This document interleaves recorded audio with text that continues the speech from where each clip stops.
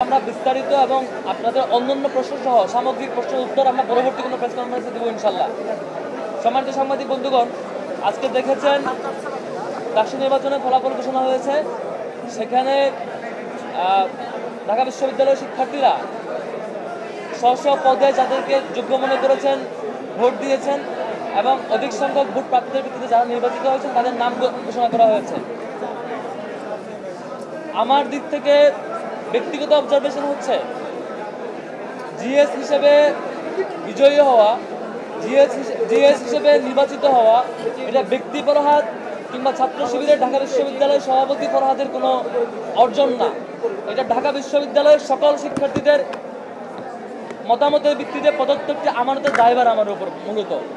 মূলত এটি ঢাকা বিশ্ববিদ্যালয়ের সকল শিক্ষার্থীদের বিজয়। এটি ব্যক্তি ফরহাদ কিংবা ছাত্র শিবিরের ঢাকা বিশ্ববিদ্যালয়ের সভাপতি ফরহাদের বিজয় হিসেবে দেখবার কোনো সুযোগ আমার কাছে আমি ব্যক্তিগতভাবে মনে করি না। বরং এটি আমার কাছে মনে হয় ঢাকা বিশ্ববিদ্যালয়ের সকল শিক্ষার্থীদের প্রতিনিধিত্ব করা এবং সকল শিক্ষার্থীদের যে বিশাল আমানত আমাদের উপর অর্পিত হয়েছে সেই আমানতের একটি ঘোষণা এটি। এবং এই কারণে ঢাকা বিশ্ববিদ্যালয়ের সকল শিক্ষার্থীর প্রতি আজকে থেকে আমার বিনীত অনুরোধ থাকবে, দায়িত্ব গ্রহণ এবং দায়িত্ব পালন পর্যন্ত যে কদিন সেই দায়িত্বে আমাদের থাকবো, আমি ব্যক্তিগতভাবে থাকবো, সেই কদিন পর্যন্ত ঢাকা বিশ্ববিদ্যালয়ের প্রত্যেকটা শিক্ষার্থী আমার জন্য উপদেষ্টা হয়ে কাজ করবেন।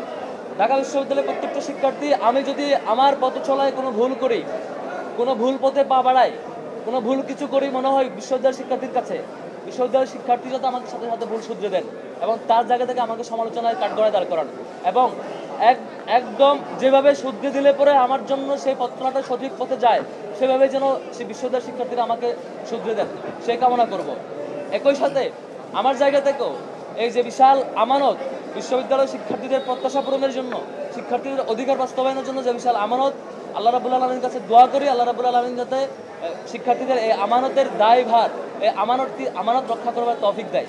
এবং একই সাথে আমাদের কারো দ্বারা কোনোভাবে যাতে কোনো আমানতের খেয়ানত না হয়, শিক্ষার্থীদের প্রত্যাশার খেয়ানত না হয়, কোনো অপরচুনিটির খেয়ানত না হয়, যেটির মধ্য দিয়ে কাল কিয়ামতের মাঠে আমাদের বিশ্বাস অনুযায়ী আমাকে জবাবদিহিতার মুখোমুখি হতে হবে। আল্লাহ রাব্বুল আলামিনের কাছে দোয়া করছি আল্লাহ রাব্বুল আলামিন যাতে আগামীর পথ চলা শিক্ষার্থীদের আমানত রক্ষার জন্য আমাদের জন্য সহজ করে দেয় এবং শিক্ষার্থীদের কাছেও সাহায্য চাইবো, শিক্ষার্থীরা যাতে আমাকে সেভাবে পরামর্শ এবং সামগ্রিক পর্যালোচনা দিয়ে সহযোগিতা করেন।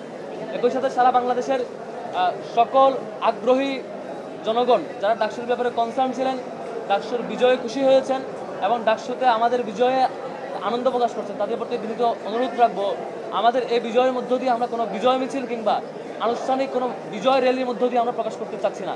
এটা শুধুমাত্র আল্লাহর কাছে শুকরিয়া এবং আমাদের আমানতের যে প্র্যাকটিস, যে আমানতটা আমরা কীভাবে রক্ষা করবো এবং শিক্ষার্থীদের যে দায়বদ্ধতা, শিক্ষার্থীদের যে দায়িত্ব পালন সেটি কীভাবে করবো, সেটি আমাদের কর্মের মধ্য দিয়ে, বহিঃপ্রকাশ করার মধ্য দিয়ে সেটি আমাদের মূলত আমরা করতে চাই।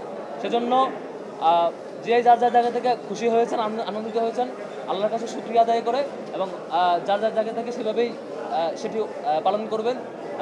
কোনোভাবেই কোনো বিজয় মিছিল কিংবা অন্য কোনো মডেলে আমরা সেটি করতে চাচ্ছি না। এটি মূলত শিক্ষার্থীদের বিজয়। এখন আমাদের পরীক্ষার পালা, এটি আমাদের আনন্দের পালা নয়, এটি বরং আমাদের আমানতদারিতার পরীক্ষার পালা। আমরা শিক্ষার্থীদের সে আমানত আদৌ রক্ষা করতে পারবো কিনা, সে আমানতের অনুভূতি আমাদের সবসময় থাকবে কিনা, সে পরীক্ষা। আমাদের প্যানেলে যারা বিজয়ী হয়েছেন, আমাদের যারা আছেন, প্রত্যেকের জন্যই সেটি একটি বিশাল পরীক্ষা।